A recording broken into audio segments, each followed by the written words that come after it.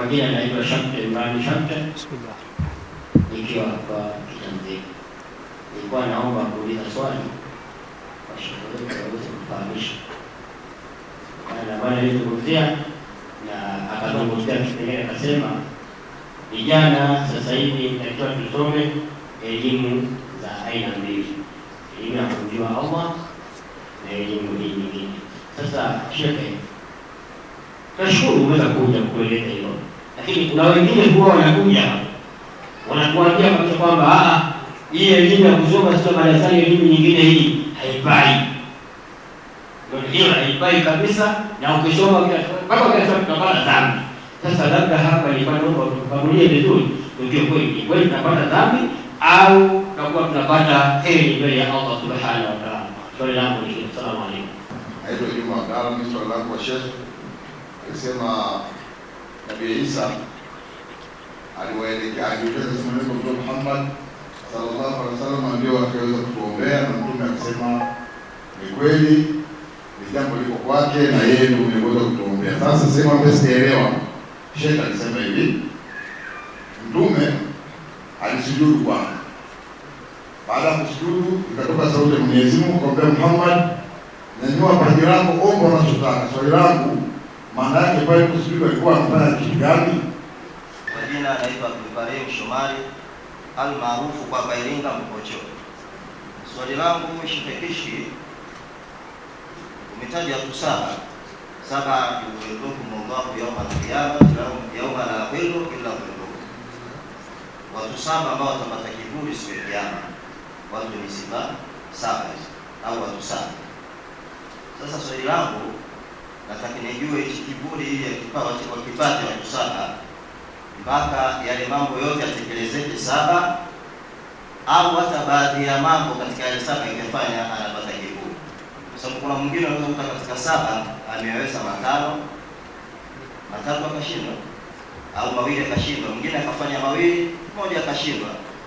Akaweza labda mwingine anaweza kujizuia na zina akaweza kuswali kadumu na swala tano, lakini kuna mwingine akashindwa. Sasa lazima yote atekeleze, au atakitekeleza baadhi katika yale saba atapata kivuli. Hili ndio swali langu. Bismillah. Nikijibu moja kwa moja, naanza na swali la mwisho.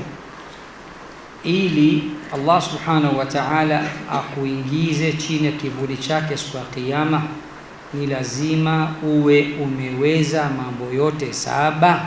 Kwa swali liko hivyo ama sio? Jawabu sio lazima uwe umeyaweza mambo yote saba. Ukijaliwa mojawapo katika hayo utakuwa umeingia katika kivuli cha Allah. Ukiweza la pili umeendelea kupata kivuli cha Allah. Ukaweza la tatu umeendelea kupata kivuli cha Allah. Tumefahamiana eh? Laiti ingelikuwa ni lazima yote saba yakusanyike kwako, ingelikuwa ngumu sana wengi wetu kupata kivuli siku ya Kiyama. Tumefahamiana ndugu zangu? Hili ni swali la kwanza. Swali la pili, ndugu yetu ile pale kauliza, wakati Mtume sallallahu alaihi wasallam atakaposujudu chini ya arshi ya Rahmani, watu wakiwa nyuma yake kuwaombea takhfifu ya jua, umesema pale Allah atamfungulia ya kusema dua, adhkar mbalimbali. Ni yapi hayo? Jawabu, Allahu a'lam, kwa sababu hadithi yenyewe haijaeleza ni dua gani. Mtume atasema Allah atanifungulia maneno, dua, adhkari, nyiradi ambazo hakuwahi kunifungulia yeye muhusika, hakuyataja. Kwa hiyo sisi hatuwezi kujua, mimi sijui. Mashaikh labda wanaweza wakawa wameyasoma hayo kupitia vitabu vingine. Swali la kwanza, Shekhe, umetuambia tusome Waislamu, tena tusome ilmu zote mbili, na ilmu ya dini hasa tuipe kipaumbele. Haya ndio yalikuwa maneno yangu. Lakini kuna wengine wanatuambia tusisome elimu hii inaitwa elimu dunia, na kwamba tukisoma ni dhambi. Jawabu, sio kweli. Kwanza, mtu anaposema jambo fulani ni dhambi, ni lazima awe na adilla, awe na dalili kutoka katika Qur'ani na Sunna inayothibitisha kitu fulani ni dhambi. Na mimi nitakupa ushahidi unaoruhusu kusoma ilmu zote, hata elimu ya dunia.